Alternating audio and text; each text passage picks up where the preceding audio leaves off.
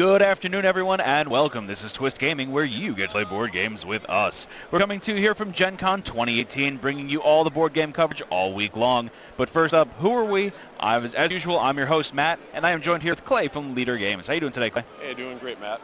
So first and foremost, Gen Con Day 2. How's it feeling? I'm feeling exhausted, but I'm also having a great time. We're having an awesome time here. I could definitely echo those sentiments. A little tired, but the energy from this place is infectious. It is, it is. So let's just jump into it here. So what are we showing off at the Leader Game booth? Well, our primary release here is Root. And what really makes Root unique is its asymmetry. And what I mean by that is every faction is trying to score 30 points to win. First one to 30 points wins. Okay. But you're going to score, every faction scores those points in a very different way. Okay. All right. So I can kind of give you a little rundown. Absolutely. So I'm a big fan of individual player powers and asymmetry in games, so that definitely speaks to me. So how are the different mechanisms at play for scoring for the different factions here? Sure, absolutely. So first up we have the cats. And the cat player starts almost on every spot on the board. Okay. So they've invaded the forest. And Evil cats. They're trying to establish their foothold, so they primarily score points by building buildings. Okay. So the cat player is going to be familiar to people. It's most like other board games. They get 3 actions on their turn, and they're going to get wood at their sawmills, and they spend that wood to build their buildings, and whenever they build a building, they score points. Sounds good. Okay? Now next up is the Eyrie Birds of Prey, the Eyrie Dynasties. Okay. Well, they play very differently.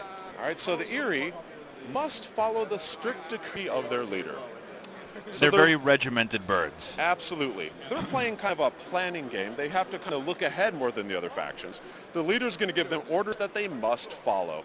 If they're unable to follow their leader's orders, they go into turmoil, which is really bad for them. Okay? So on our board here in this example, we basically have a bunny card. And if the leader says they have to recruit in a bunny clearing, they have to do that every turn. Okay. And if they can't do that, they go into turmoil. So what does it mean go into turmoil? Turmoil means they're going to lose some points, and they have to elect a new leader and start over with their decree.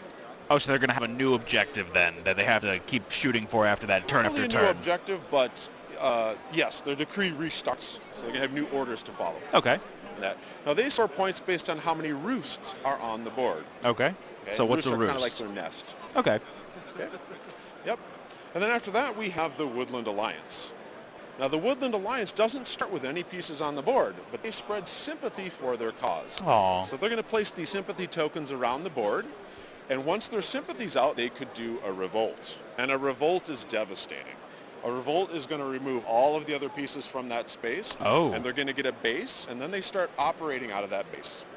Okay? Okay, so they are kind of infiltrating the different settlements in here. Yes, they're the native inhabitants of the forest, the bunnies, the mice, and the foxes. Gotcha. And they score points by spreading sympathy. Every time they place a sympathy token down, they score points.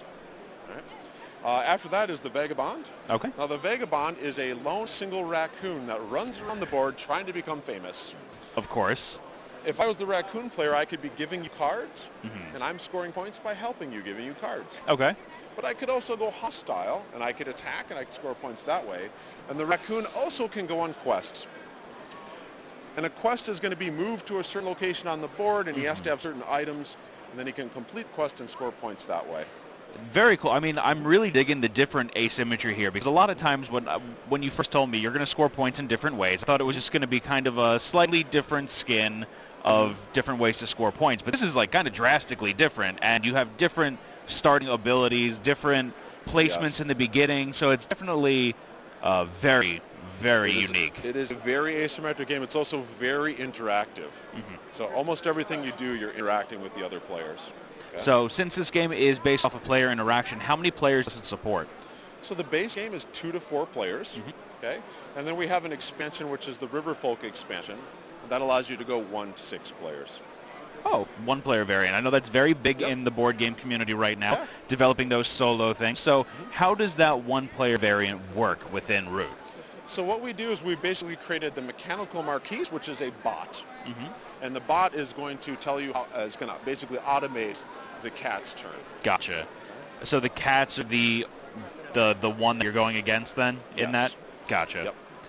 Very cool. So talk to me a little bit about the theme of Root. Why the cute, furry forest animals? Okay. Well, basically the theme is the cats have invaded the forest, right?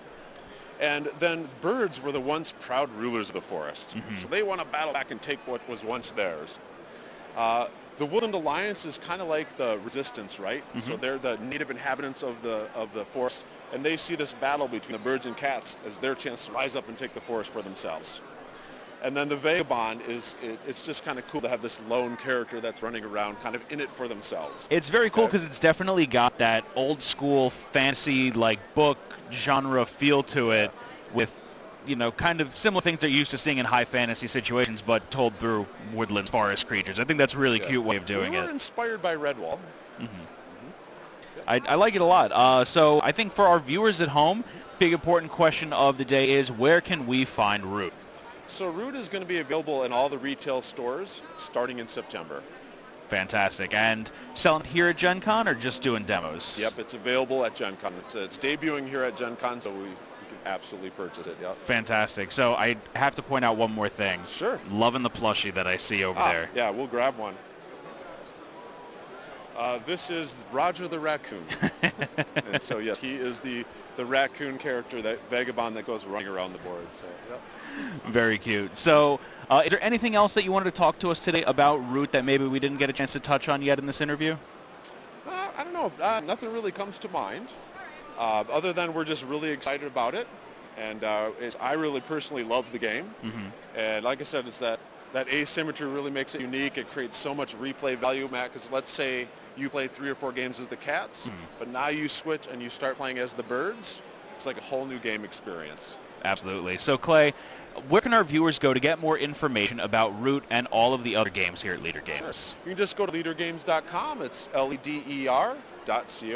Sounds good. Clay, thank you so much for joining us here today. Yeah. Really do appreciate it.